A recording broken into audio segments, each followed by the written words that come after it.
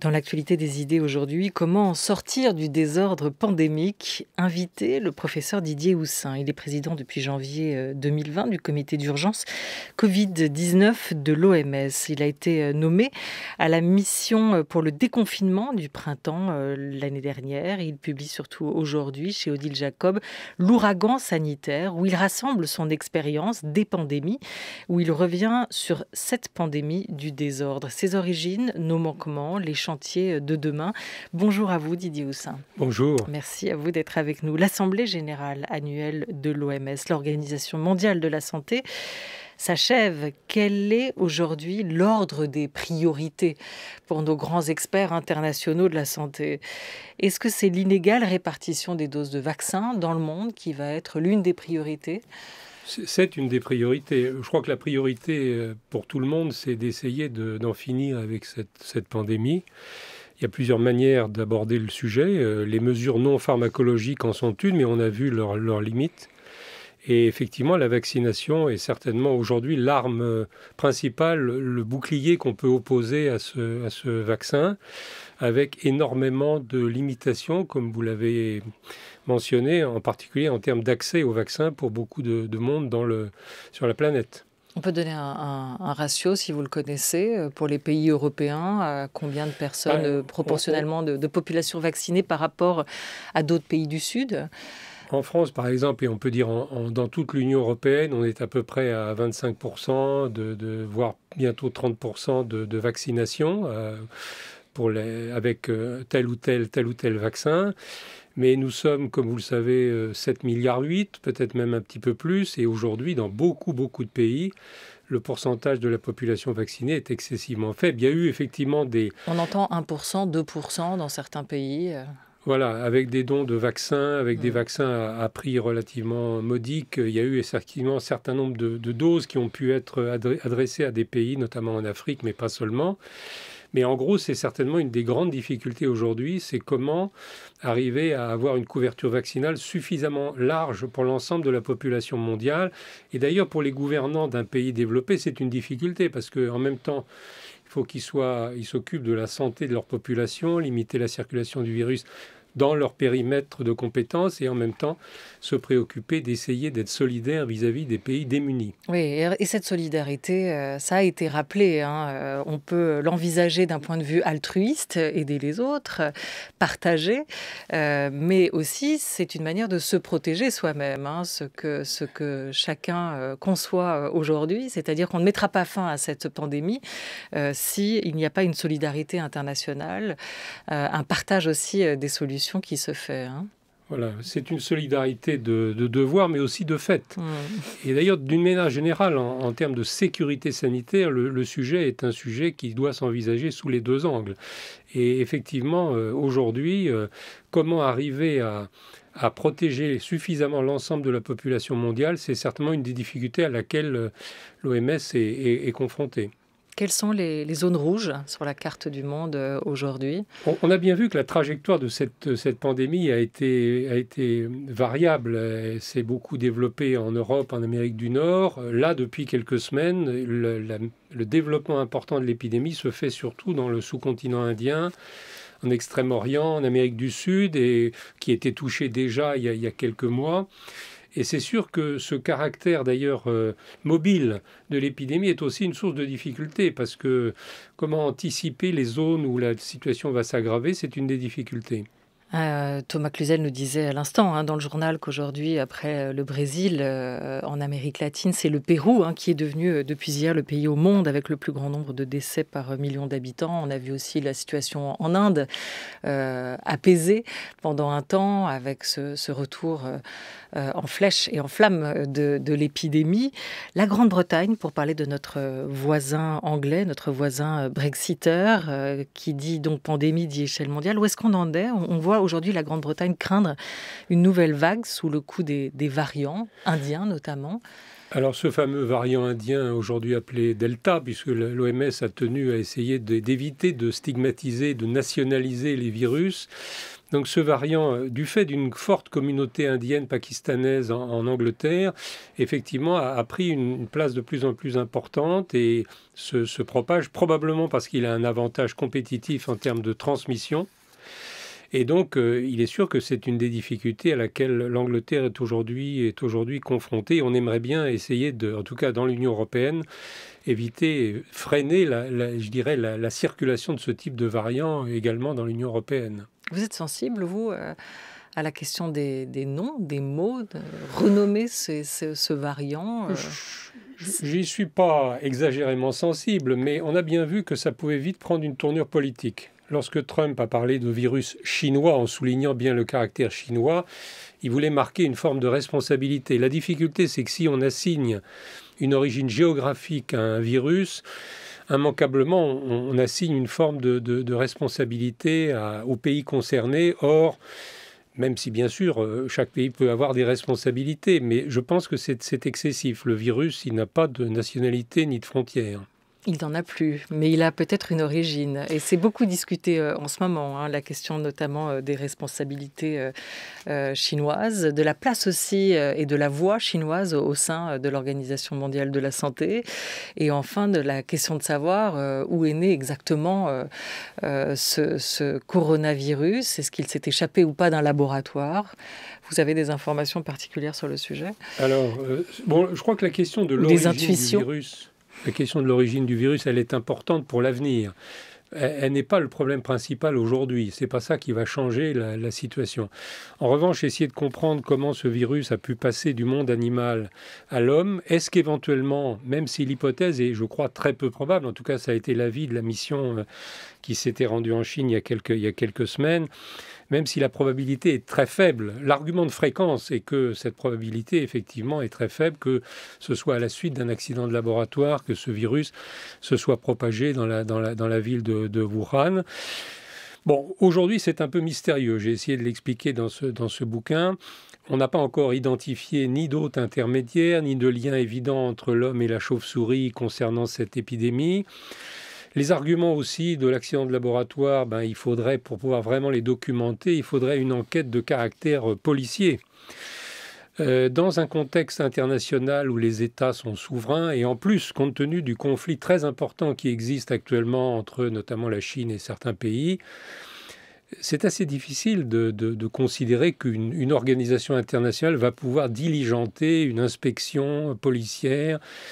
Voilà, en tout cas, l'OMS n'en a pas la capacité. Il l'a fait. On avait fait cette recommandation, le comité d'urgence, en début 2020. Bon, cette mission s'est mise en place, mais vous avez vu qu'elle s'est mise en place lentement. C'est pour ça que j'évoquais la chanson On a Slow Boat to China, parce qu'effectivement, il a fallu plusieurs mois de négo pour que cette mission finisse par se mettre en place et s'exerce. Et pour quel résultat Alors, certains considèrent que c'était une mission insuffisamment, qui était pas assez indépendante, qui n'avait peut-être pas toutes les compétences nécessaires. Bon, ensuite, on peut... Mais le fait est que ça n'est plus une affaire, je dirais, de recherche scientifique. C'est une affaire de... Si on veut explorer cette hypothèse, c'est une affaire de police. Police scientifique, évidemment, Il faut aller regarder les bases de données, les congélateurs, tester tous les virus, interroger les gens, ceux qui étaient là, ceux qui n'étaient pas là, qui a été malade, qui n'a pas été malade, qu'est-ce qui s'est passé. Enfin, c'est une enquête d'une nature qui n'est pas celle de la recherche scientifique. Et qui ne serait plus du ressort du coup de l'OMS dans un premier temps, en tout cas. La question des origines, vous l'avez évoquée, elle est essentielle. Et vous y revenez plus largement dans cet ouvrage qui paraît chez Odile Jacob, L'ouragan sanitaire Didier Houssin. On va retourner justement en 2002 avec les mots d'un épidémiologiste du réseau Sentinelle qui évoque les risques d'une pandémie, le docteur Antoine Flahault. Alors la grippe, c'est une maladie assez particulière, hein. C'est un peu, pour nous, c'est vrai, dans un certain sens, le désert des Tartares, parce qu'on redoute, on attend en redoutant une grande pandémie, qui est une épidémie qui serait due à une nouvelle souche de virus, dont on sait qu'elle devrait arriver bientôt, on ne sait pas exactement quand, et qui suscite suffisamment d'inquiétude au niveau de la santé publique pour que l'ensemble des pays du monde se coordonnent leurs efforts pour surveiller dans chaque pays les épidémies, de façon à être prêt, si vous voulez, le jour où cette grande pandémie que l'on a connue, hein, on a connu en 1918-1919 une pandémie très importante, très meurtrière aussi, eh bien on veut être prêt pour cette éventualité. Voilà, on a oublié qu'on s'était préparé à l'arrivée d'une pandémie, d'une épidémie qui deviendrait pandémie. On a oublié le début des années 2000, on a oublié le SRAS, on a oublié tout ce qui s'est passé à ce moment-là. Oui, on a oublié, et c'est dommage, parce qu'on s'était préparé, alors je parle de la France, là, mais pas qu'en France. On s'était préparé très activement, je dirais, aiguillonné par la menace de pandémie H5N1, ce virus, vous savez, qui circulait chez les oiseaux. Et on s'était préparé très activement en France, et malheureusement, il y a eu une sorte d'abandon à partir du début des années 2010-2012, pour des raisons qui sont probablement complexes, à la fois politiques, c'était les prédécesseurs, on a toujours tendance à penser que les prédécesseurs avaient tort. Et puis, parce qu'il y a eu d'autres urgences, le terrorisme, des soucis de faire des économies, enfin bref, on peut trouver plein de raisons, mais la menace était là, restait là, et on a un petit peu posé les valises. Bien avant cela, en 2003, la crise du SRAS, 2003, hein, je ne trompe pas de date, vous le racontez, a constitué un tournant quand même, avec la révision du règlement sanitaire au niveau de l'OMS, avec cette mesure très particulière qui a été introduite, stipulant que toute situation épidémique nouvelle et incontrôlée doit être signalée, que les États sont responsables. On évoquait la solidarité tout à l'heure. Là, les États sont responsables vis-à-vis du monde. Si ça arrive chez eux, ils doivent le signaler. Voilà, et il y avait eu effectivement en 2005, lors de la révision, l'introduction d'une notion extrêmement importante qui changeait par rapport à avant. Avant, on surveillait une petite liste de maladies. Il fallait signaler la peste, le typhus, le choléra. L'invention de la notion d'urgence de santé publique de portée internationale est capitale parce qu'elle permet de se porter au devant de ce qui émerge et qui n'est pas forcément bien identifié. Lorsque les Chinois ont signalé fin décembre 2019 des cas de pneumonie de cause inconnue dans la ville de Wuhan, on ne savait pas alors que c'était un coronavirus. Ça n'est qu'après quelques jours qu'on a compris qu'il y avait eu un virus émergent. Donc cette notion d'urgence de santé publique de portée internationale, qui est très générique, elle est très intéressante parce qu'elle permet de faire face à l'émergence. Elle est générique, mais elle dit quelque chose aussi de l'abandon, de la perte de souveraineté des États dans un moment comme celui-ci. Alors, l'abandon de souveraineté des États en 2005, il est quand même minime. C'est-à-dire que le devoir pour les États est quand même essentiellement de signaler. C'est un devoir d'information. C'est un devoir d'information, et alors ensuite on peut discuter. Information suffisamment rapide, suffisamment complète, suffisamment documentée, etc., etc. Mais enfin, ils ont un devoir d'information. Ils ont aussi un devoir de suivre les recommandations de l'OMS, notamment en matière de transport, en matière, par exemple, quand on leur dit il ne faut pas fermer la frontière, mais il faut filtrer les passagers à l'entrée et à la sortie. Ceux qui ferment la frontière sont censés dire pourquoi, donner des explications. Mais l'OMS n'a pas de pouvoir d'inspection ni de sanction. Ça reste une organisation qui est quand même politiquement limitée parce que les États membres ont bien voulu lui accorder comme pouvoir. Ça a marché, ce devoir de signalement il y a eu des exemples là, dans les 20 dernières années ou 15 dernières années. Je crois que ça a marché. Plus ou moins bien. Bon, en 2003, avant le règlement avec le SRAS, ça n'avait pas bien marché. En Chine, le signalement a été extrêmement tardif. C'est d'ailleurs ça qui a déclenché l'adoption du règlement. En 2009, les Mexicains ont signé rapidement. En 2012 également, les Saoudiens, le MERS, ça a été signé assez vite. Ebola, il y a eu du retard. Le contexte était particulier, 3 petits pays très pauvres d'Afrique de l'Ouest et où on savait que finalement déclarer une urgence de santé publique de portée internationale risquait aussi d'aggraver leur situation. Donc, et quant à ce qui s'est passé là en 2019, bon, on peut toujours jouer un peu sur les jours, discuter 2019, sur les jours. 2020, mais en gros, moi, je ne considère pas qu'il y ait eu de retard significatif. Malgré tout, un événement de santé publique, c'est pas comme une urgence médicale. Il faut la caractériser, la documenter, réfléchir à quelles mesures on peut prendre, les préparer. Enfin, ça ne joue pas sur le même registre de temps que l'urgence médicale. La 2020, vous estimez qu'il n'y a pas eu de retard à l'allumage ou au signalement de la part des autorités chinoises ou de la part de l'OMS ? Les autorités chinoises, c'est assez difficile de savoir. Si vous voulez, la Chine est un grand pays. Effectivement, des cas ont été identifiés en 2019 dans la ville de Wuhan. Quelle a été la circulation de l'information entre la ville de Wuhan, la province, le CDC chinois ? Tout ça n'est pas forcément très bien documenté, mais en tout cas par rapport à 2003, le signalement a été beaucoup plus rapide, ça c'est sûr.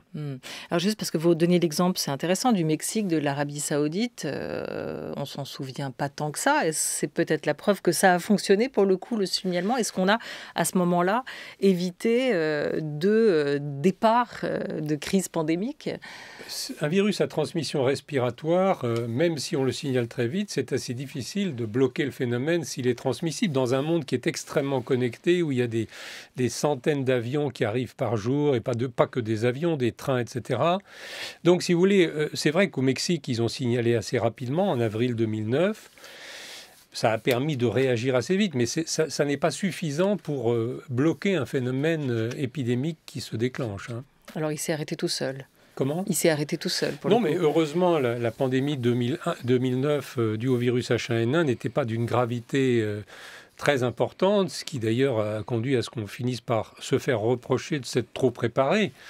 Mais ça dépend ensuite du caractère pathogène du virus et de sa capacité de contagion. Alors ça c'est intéressant, vous dites on s'est vu reprocher qui est ce on. Il faut raconter, expliquer que vous étiez à ce moment-là, vous, aux manettes comme directeur général de la santé et délégué interministériel pour la préparation à une pandémie grippale, et ce entre 2005 et 2011. Vous avez connu tout ça, hein. Vous avez été en poste au moment du virus H5N1 qui a été un accélérateur de la préparation au risque pandémique pour commencer. Les oiseaux, vous le rappelez, sont de grands voyageurs dans cet ouvrage. Le scénario d'une pandémie grippale à ce moment-là est hautement probable. La peur va devenir mondiale. Là, on n'est qu'en 2005. À l'échelle internationale et nationale, ça a été vraiment la première épreuve du feu. Ah, je crois que oui. Il y a eu une sorte de conjonction. Si vous voulez, on venait de réviser le règlement sanitaire international. Émerge ce virus H5N1 avec un effet de teasing, de rapprochement des oiseaux vers l'ouest de l'Asie vers l'ouest. Et Madame Chan, je me souviens, qui dirigeait alors l'OMS, a dit priorité absolue, se préparer à une pandémie. Alors là, vous êtes où, vous, Didier Houssin, à ce moment-là, juste moi, avant d'être nommé? Directeur général de la santé et délégué interministériel très rapidement. En fait, un soir Et juste avant d'être nommé, vous étiez où? Avant, moi, je faisais de la chirurgie, de la greffe du foie chez les enfants, vous voyez, donc j'avais changé un peu d'activité. Voilà, la France est alertée, et vous êtes donc nommé. Et comment va se passer la préparation? Ce qui s'est passé, c'est que je me souviens d'un jour d'août. Le ministre d'alors, c'était Xavier Bertrand, m'appelle un soir en me disant « Bon, le président de la République veut qu'on se prépare activement à une pandémie grippale. Vous êtes nommé délégué interministériel en plus de DGS. Et donc, il faut y aller. » Et donc, à partir de là, chaque semaine, tous les mardis, on organisait des réunions de préparation. Si vous voulez, le secrétariat général de la Défense nationale préparait la planification, le plan pandémie grippale. Et moi, j'étais chargé d'animer l'action interministérielle pour faire en sorte que tous les secteurs se préparent, les entreprises privées, les secteurs publics, c'était les supermarchés, le funéraire, les transporteurs, ceux qui accueillent le public, etc. Rebelote en 2009, H1N1 cette fois, voilà un autre risque qui apparaît et pour la première fois, une urgence de santé publique de portée internationale est déclarée par l'OMS. On est le 25 avril 2009 à ce moment-là. L'alerte, elle survient dans un contexte où la France, mais d'autres pays dans le monde, est plus préparée déjà. On l'évoquait puisque depuis 2005, des mesures de préparation au risque pandémique étaient mises en place un peu partout dans le monde, restent des incertitudes, notamment sur le risque, avéré ou pas. Alors, il y a eu un effet si vous voulez, de préchauffage. On était chaud bouillant dans la préparation au risque pandémique et on a été pris à contre-pied, puisqu'en fait, on attendait un virus chaud bouillant en pandémique. 2005. On attendait un virus pandémique H5N1 venant d'Asie et on a reçu un virus pandémique H1N1 venant du Mexique. Donc il y a eu une sorte d'effet de surprise. Heureusement, traduisant un phénomène épidémique moins grave que par exemple celui auquel on est confronté aujourd'hui. Et c'est vrai que du coup, par contraste, toute la préparation qu'on avait faite est apparue presque surdimensionnée. Les masques, la planification, tous les exercices, tout ça est apparu... on a dit, vous en avez fait un petit peu trop après. C'est effectivement ce que vous avez entendu en 2014 dans un livre Face au risque pandémique. On est donc 3 ans après ces fonctions que vous avez quittées de directeur général de la santé, de délégué interministériel pour la préparation à une pandémie grippale. Vous tentiez de tirer les leçons. Comment vous expliquez ce degré, alors non pas d'impréparation, mais de mal-préparation de la France en 2020, alors que cette fois, le risque était connu, qu'il y avait eu 2005, qu'il y avait eu 2009. 2014, vous tirez déjà les leçons. 2020, on y revient. J'ai essayé d'expliquer. Pour moi, la première chose, c'est qu'il y a eu un changement de politique. Un gouvernement a pris place en 2012 qui avait critiqué le gouvernement précédent sur la préparation. Donc évidemment, ça ne le poussait pas à poursuivre ou accentuer la préparation. Deuxièmement, d'autres urgences sont survenues, notamment le terrorisme, qui a occupé beaucoup les esprits, et on le comprend. Troisièmement, il y a eu des options politiques qui consistaient à essayer de faire des économies, y compris dans le domaine de la santé. Et donc je pense que tout ceci mélangé, plus peut-être une certaine incroyance vis-à-vis de certaines des mesures qui avaient été adoptées, notamment le stockage de masques. Certains ne croyaient pas à l'effet de réduction du risque du masque. Et donc, tout ça s'est associé pour aboutir à une sorte de démobilisation. Beaucoup n'y croient toujours pas, d'ailleurs, aujourd'hui. Certains n'y croient pas. Alors effectivement, maintenant la science est quand même un peu plus solide en matière d'effet de réduction du risque de l'usage du masque, mais il est vrai qu'au début des années 2000, lorsque ces stocks ont été constitués, c'était un peu une sorte de mesure de précaution en se disant si un virus respiratoire se transmet de façon importante, tous les professionnels exposés vont vouloir avoir un masque. Il va falloir pouvoir mettre à disposition rapidement des masques. C'est ce qu'on a constaté en début de 2020. Hein. Est-ce qu'il va falloir s'y habituer? Là, on est tous les deux dans ce studio basquet. Moi, je crois que oui, ce qui a été fait en Asie depuis l'épidémie du SRAS, l'idée qu'on puisse porter un masque lors d'une épidémie de grippe saisonnière dans le métro, je pense qu'on va s'y faire, oui. En tout cas, ça va certainement rentrer dans les mœurs, entre guillemets. Alors, en réalité, 2009 ne nous a pas préparés au risque, mais à la défaillance, semblez-vous dire et écrire, Didier Houssin, dans ce livre, L'ouragan sanitaire. Les pouvoirs publics ont été, vous le rappelez, accusés d'en avoir trop fait et ils ont baissé la garde. Vous reprenez ou peut-être vous cautionnez, vous signez ces mots de la commission d'enquête de l'Assemblée nationale à l'époque qui parlait d'un désarmement de l'État. Alors on peut toujours discuter de savoir si nous sommes en guerre sanitaire ou pas. Cette idée de désarmement, c'est en tout cas ce qui s'est passé et ce qui fait qu'on est arrivé presque nu en fait face à cette nouvelle pandémie. Sans masque, sans vaccin. Alors bon, sans vaccin, c'est sûr qu'on ne pouvait pas avoir les vaccins à l'avance, mais en tout cas sans masque, c'est sûr, mais pas sans seulement industrie, sans masque. Sans recherche prête. Voilà, sans une recherche-développement, je dirais, financée dans ce sens, et puis surtout sans ce qui est la caractéristique du rôle stratégique de l'État, c'est-à-dire une mise à jour de la planification, l'organisation d'exercices nationaux, la déclinaison de ces exercices, le rassemblement en permanence des personnes susceptibles de participer à la gestion de crise, enfin, tout ce qui fait le rôle de l'État et qui doit être entretenu. C'est comme si vous disiez aux militaires, les militaires, vous allez arrêter de vous équiper, de vous entraîner. L'État ne jouerait plus son rôle. Face au risque épidémique, votre précédent livre, vous écriviez, vous mettiez en exergue, vous soulignez cette phrase, non plus fuir vite, loin et longtemps, mais se préparer sans délai, avec force et constance. Ça, c'est la bonne approche ? Je pense que c'est la bonne approche. Bon, fuir rapidement, loin et longtemps, c'était le slogan de la peste du temps de la peste. Parce qu'on ne pouvait pas faire autre chose.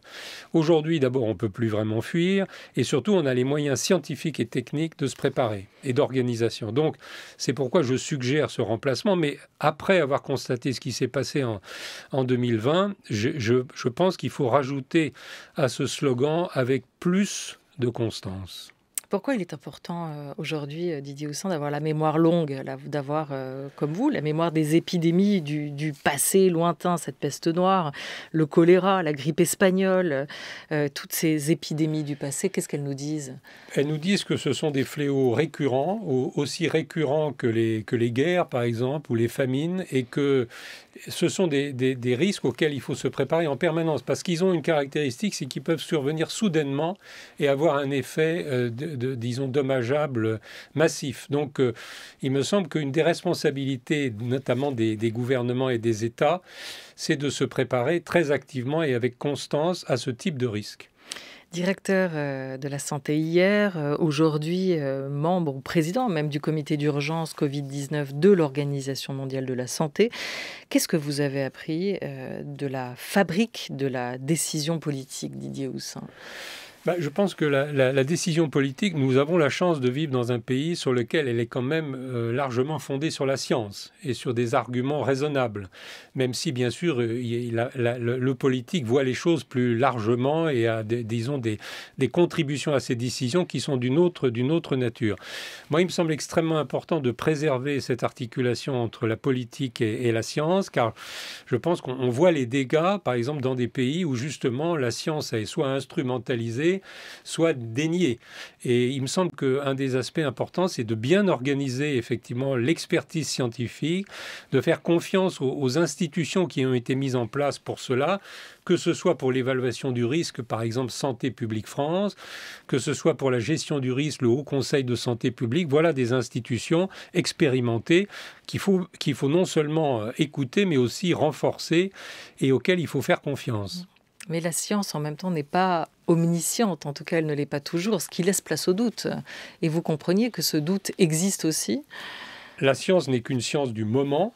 Elle est susceptible, bien sûr, d'être confrontée à des nouvelles évidences qui vont faire modifier les conclusions. Mais il me semble qu'aujourd'hui, quand même, si vous voulez, plutôt que la décision arbitraire ou pifométrique, il me semble que l'argument scientifique est quand même un bon argument pour fonder une décision politique. Il y a 3 ans, dans un autre livre, un précédent ouvrage, vous préconisiez de soigner la science. En fait, de quel mot est-elle malade ? De quoi souffre-t-elle, la science, pour vous ? Alors, ça fait référence à une autre part de mes activités, mais j'ai dirigé pendant 5 ans l'agence qui évaluait la recherche et l'enseignement supérieur. Et donc, j'ai été confronté effectivement à certaines des faiblesses ou des difficultés que la science connaît aujourd'hui, que ce soit dû au conflit à l'intérieur du monde scientifique, entre les champs disciplinaires, que ce soit dû à des déviations, à mon avis, dans la manière de conduire, en s'écartant de la méthode scientifique. Donc, j'ai essayé dans cet ouvrage « Soignons la science » de faire un petit peu un point de l'état de la science aujourd'hui et des difficultés auxquelles elle est confrontée et comment elle devrait, de mon point de vue, se ressaisir.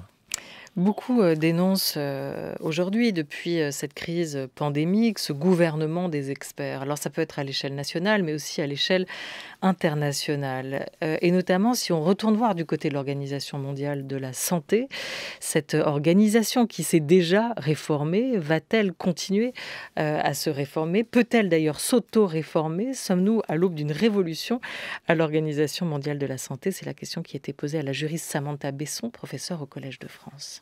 Qu'est-ce qu'on pourrait faire précisément pour améliorer cette légitimité politique ? Je pense qu'il faut absolument que nous fassions mieux rendre des comptes à nos États lorsqu'ils agissent dans cette organisation. Mais pour ça, il faut aussi que l'organisation cesse de travailler principalement par des comités d'experts. Donc il faut absolument que l'organisation traite la question de la santé plus seulement comme une question techno-scientifique, donc quelque chose que seuls les experts pourraient maîtriser. Bien sûr, on a besoin d'experts sur ces questions-là. Mais au final, il me semble que les questions qui relèvent de politique de santé, qu'elles soient nationales ou mondiales, sont des questions politiques qui doivent être prises par nos représentants politiques. Donc il faudrait que l'Assemblée mondiale de la santé, c'est-à-dire l'Assemblée des États, reprenne une partie des pouvoirs qui lui reviennent selon la constitution de l'OMS. Voilà, et Samantha Besson d'insister pour que la société civile, via notamment les ONG, soit mieux associée à la prise de décision, pas simplement consulter, qu'elle soit aussi associée à la délibération. Qu'en pensez-vous, Didier Houssin, vous qui travaillez dans une petite partie, ou pour une petite partie de l'OMS, pour ce comité d'urgence? Je crois qu'effectivement, une des difficultés, c'est que la santé est dans toutes les politiques. Et dès qu'on s'attache à la question de la prévention en matière de sécurité sanitaire, immédiatement on voit bien que le champ purement sanitaire est trop limité pour aborder les problèmes. Et c'est une des difficultés qu'on retrouve au niveau des Nations Unies, c'est que les agences sont organisées en silos. Il y a l'OMS pour la santé, il y a la FAO pour l'alimentation, etc. Et il serait certainement souhaitable, mais vous voyez, à l'échelle mondiale, c'est sans doute difficile à organiser, d'améliorer ce qu'on appelle la transversalité, l'intersectorialité entre les différents domaines.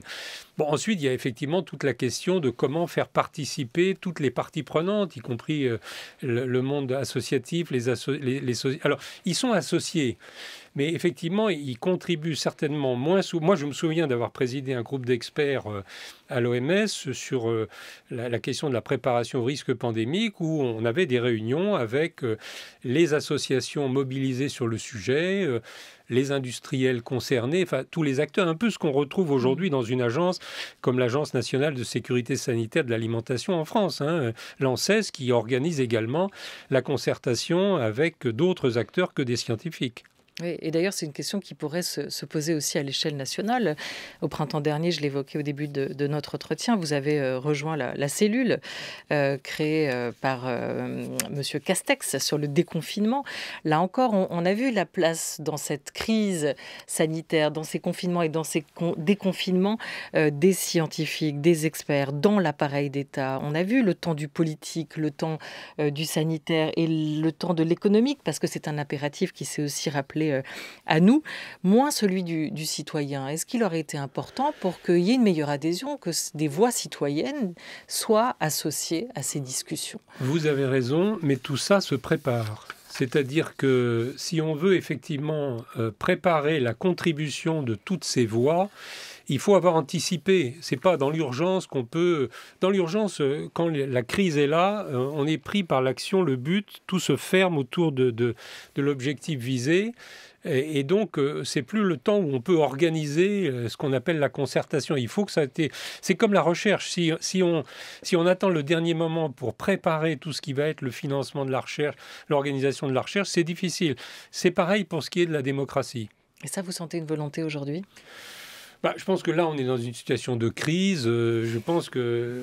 Vous n'en êtes pas sûr. Hein ? Vous n'en êtes pas sûr. Non, mais je pense que c'est très difficile. Mais ça fait un an qu'elle dure, cette crise. Non, mais il y a eu, par exemple, le groupe là, pour les vaccins, etc. Mais c'est sûrement très difficile dans une situation de crise.